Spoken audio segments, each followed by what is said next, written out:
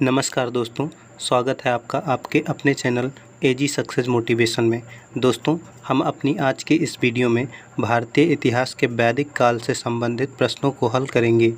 तो अगर आप हमारे चैनल पर नए हैं तो चैनल को सब्सक्राइब करके नोटिफिकेशन बेल को ऑन कर लीजिए, और अगर आपको वीडियो पसंद आती है तो वीडियो को लाइक करें और अधिक से अधिक शेयर करें।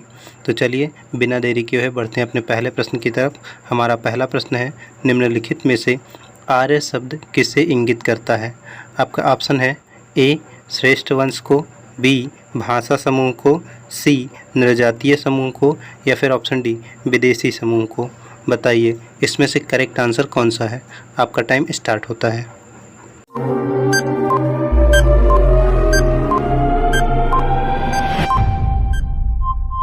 आइए देखते हैं इसमें जो हमारा करेक्ट आंसर है यह ऑप्शन ए श्रेष्ठ वंश को। आर्य शब्द जो है ये श्रेष्ठ वंश को इंगित करता है। ठीक है, चलिए हम बढ़ते हैं अपने अगले प्रश्न की तरफ। हमारा अगला प्रश्न है, उपनिषद किस पर आधारित पुस्तकें हैं? ऑप्शन है ए धर्म पर आधारित, बी विधि पर आधारित, सी योग पर आधारित, या फिर ऑप्शन डी दर्शन पर आधारित। बताइए इसमें से करेक्ट आंसर कौन सा है? आपका टाइम स्टार्ट होता है।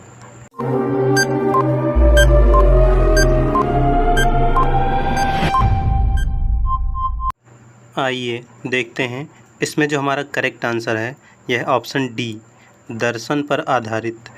देखिए जो उपनिषद हैं ये पुस्तकें जो हैं ये दर्शन पर आधारित होती थी।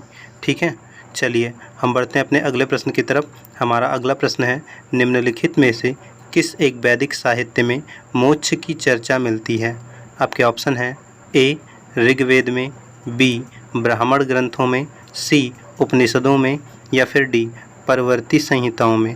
बताइए इसमें से करेक्ट आंसर कौन सा है? आपका टाइम स्टार्ट होता है।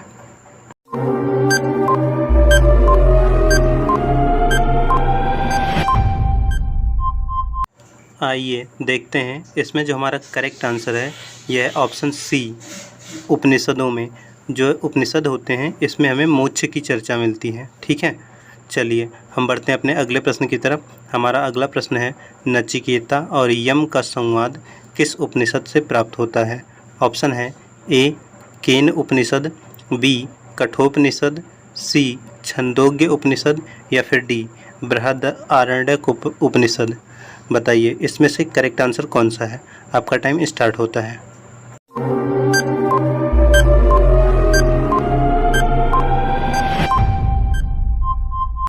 आइए देखते हैं इसमें जो हमारा करेक्ट आंसर है यह ऑप्शन बी कठोपनिषद। नचिकेता और यम के संवाद की जानकारी हमें कठोपनिषद से मिलती है। ठीक है, चलिए हम बढ़ते हैं अपने अगले प्रश्न की तरफ। हमारा अगला प्रश्न है, ऋग्वैदिक काल में जनता मुख्यतः किस में विश्वास करती थी? ऑप्शन है ए बलि एवं कर्मकांड, बी एकेश्वरवाद, सी मूर्ति पूजा, या फिर ऑप्शन डी देवी पूजा। बताइए इसमें से करेक्ट आंसर कौन सा है? आपका टाइम स्टार्ट होता है।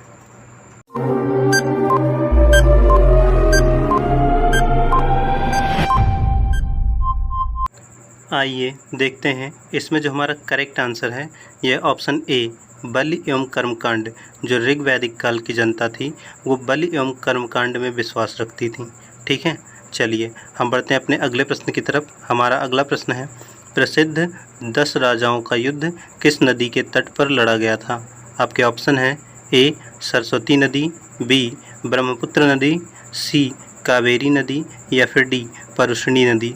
बताइए इसमें से करेक्ट आंसर कौन सा है? आपका टाइम स्टार्ट होता है।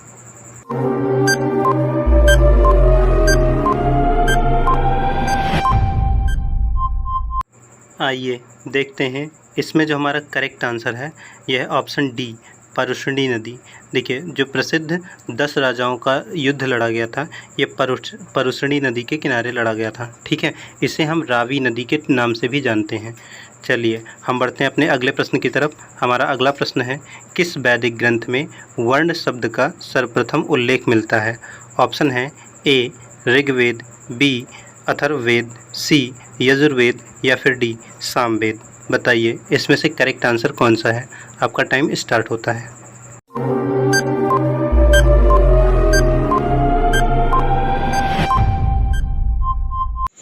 आइए देखते हैं इसमें जो हमारा करेक्ट आंसर है यह है ऑप्शन ए ऋग्वेद। जो वर्ण शब्द है इसका उल्लेख सर्वप्रथम हमें ऋग्वेद से मिलता है। ठीक है, चलिए हम बढ़ते हैं अपने अगले प्रश्न की तरफ। हमारा अगला प्रश्न है, प्राचीन काल में आर्यों के जीविकोपार्जन का मुख्य साधन क्या था? आपके ऑप्शन हैं ए कृषि कार्य, बी शिकार, सी शिल्पकर्म या फिर डी व्यापार। बताइए इसमें से करेक्ट आंसर कौन सा है? आपका टाइम स्टार्ट होता है।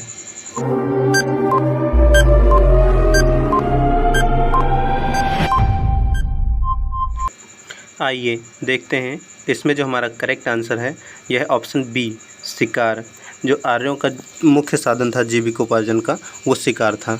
ठीक है, चलिए हम बढ़ते हैं अपने अगले प्रश्न की तरफ। हमारा अगला प्रश्न है, निम्न में से किसे वैदिक देवताओं का पुरोहित माना जाता था? ऑप्शन है ए इंद्र को, बी वरुण को, सी अग्नि को या फिर डी बृहस्पति को। बताइए इसमें से करेक्ट आंसर कौन सा है? आपका टाइम स्टार्ट होता है।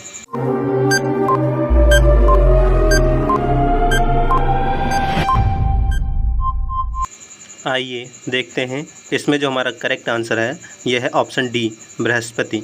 वैदिक देवताओं का पुरोहित जो है बृहस्पति को माना जाता था। ठीक है, चलिए हम बढ़ते हैं अपने अगले प्रश्न की तरफ। हमारा अगला प्रश्न है, निम्न में से किस ग्रंथ में पुरुष मेध का उल्लेख हुआ है? ऑप्शन है ए कृष्ण यजुर्वेद, बी शुक्ल यजुर्वेद, सी शतपथ ब्राह्मण या फिर डी पंचविश ब्राह्मण। बताइए इसमें से करेक्ट आंसर कौन सा है? आपका टाइम स्टार्ट होता है।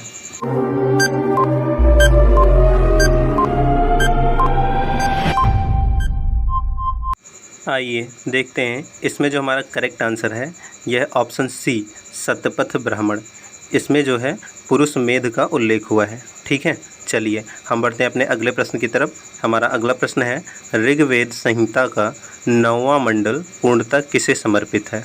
आपका ऑप्शन है ए इंद्र और उनका हाथी, बी उर्वशी एवं स्वर्ग, सी वरुण को, डी सोम को। बताइए इसमें से करेक्ट आंसर कौन सा है? आपका टाइम स्टार्ट होता है।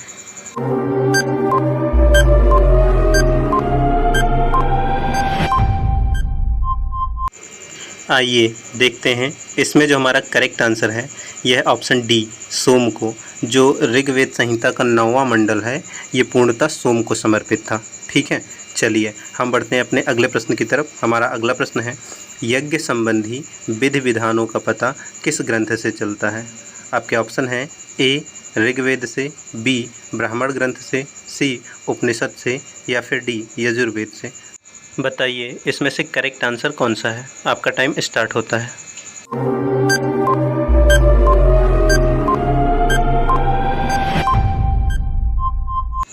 आइए देखते हैं इसमें जो हमारा करेक्ट आंसर है यह है ऑप्शन डी यजुर्वेद। देखिए जो यज्ञ संबंधी विधि विधान थे इसका जो हमें पता चलता है यजुर्वेद से चलता है। ठीक है, चलिए हम बढ़ते हैं अपने अगले प्रश्न की तरफ। हमारा अगला प्रश्न है, गोत्र शब्द का सर्वप्रथम प्रयोग कहाँ पर हुआ है? ऑप्शन है ए ऋग्वेद में, बी अथर्ववेद में, सी सामवेद में या फिर डी यजुर्वेद में। बताइए इसमें से करेक्ट आंसर कौन सा है? आपका टाइम स्टार्ट होता है।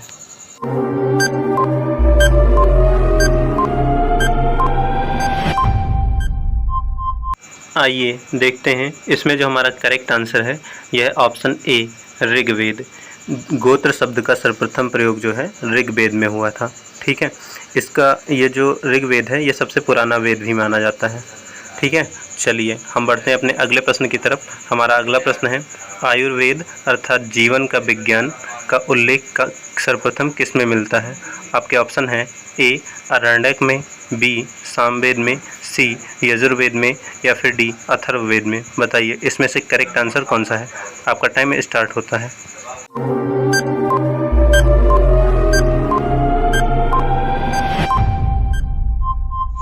आइए देखते हैं इसमें जो हमारा करेक्ट आंसर है यह है ऑप्शन डी अथर्ववेद।